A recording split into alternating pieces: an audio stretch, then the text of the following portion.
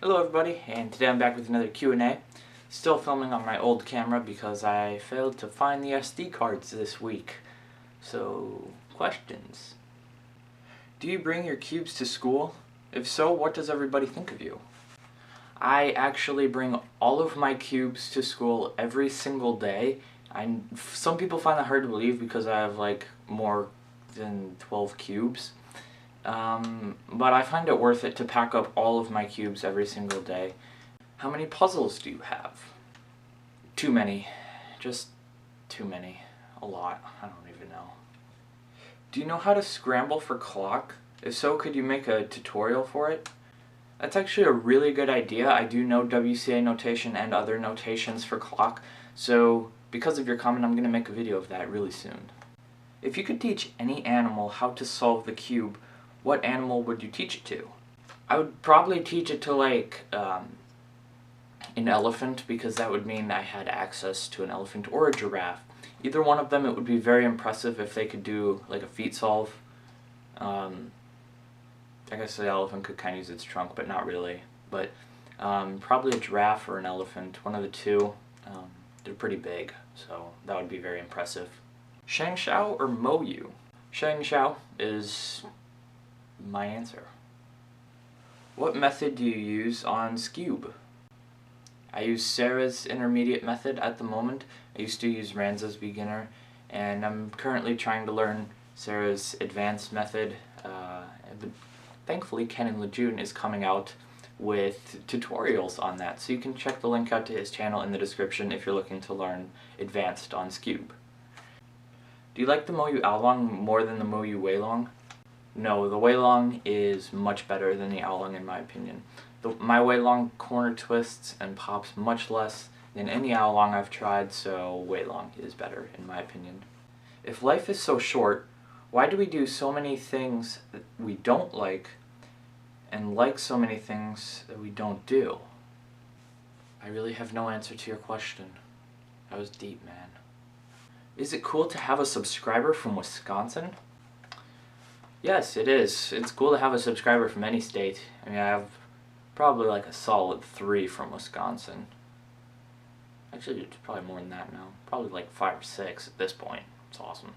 If you were locked in jail right up until you solved a 19 by 19, do you ever think you would be released? I would be released because I would solve a 19 by 19. I mean, it's no harder than solving a 5 by 5, so it'd probably be like a few hours before I was released, but I'd get there. How are you at FMC? I'm okay at FMC, not like decent. I wouldn't consider myself decent. I've competed in FMC twice officially and got 48 my first attempt and 43 on my second attempt, and I was actually happy with the 43. But I'd like to be better at FMC, but I don't want to take time to learn stuff. I'm sure I will when I want to get my sum of ranks down more, but at the moment I'm not that great. What type of phone do you have? A broken one. It's a flip phone. I don't even know where it is at the moment. Basically, I was skiing and I was going off like a 40-foot jump. I was trying to do a front flip, but like a Superman front flip, so you go out for a bit and then do the front flip, but I ended up just kind of doing like a 40-foot side flop, and then my phone broke because I got snow in it, so it was fun. What are your thoughts on the roux method? I like the roux method. Some very fast people use it. A Canadian friend of mine uses it. I've done several solves on roux. I think it's a very efficient method. It's just that I actually don't know why I don't use it. It'd be pretty cool to use roux. If you had to leave the country for reasons, where would you go? Probably Canada, because it is the closest country to my house, and I could drive there a lot faster than I could drive to Mexico, because Canada is like a 10-hour drive from my house to the closest point, I think, and Mexico is like 32 hours away, so Canada.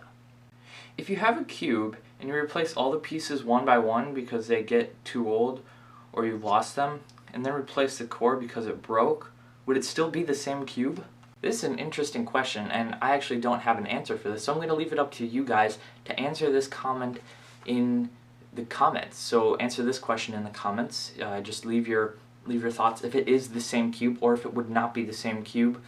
I think eventually, after like all the pieces are gone, like maybe after half, it becomes half replaced, it might be a different cube, but I don't know. It still could be considered the same cube if it's a long time in between replacing the pieces. So I'd like to hear your guys' thoughts on this one. So that's all the questions I'm going to answer today. If you enjoyed, please leave a comment down below, and then you can be featured in next week's video. Remember to check out Kenan Lejeune's Sarah's Advanced Cube tutorials. He has 2 parts out right now, and there's more coming on the way, so that is great. Thank you so very much for watching. Goodbye.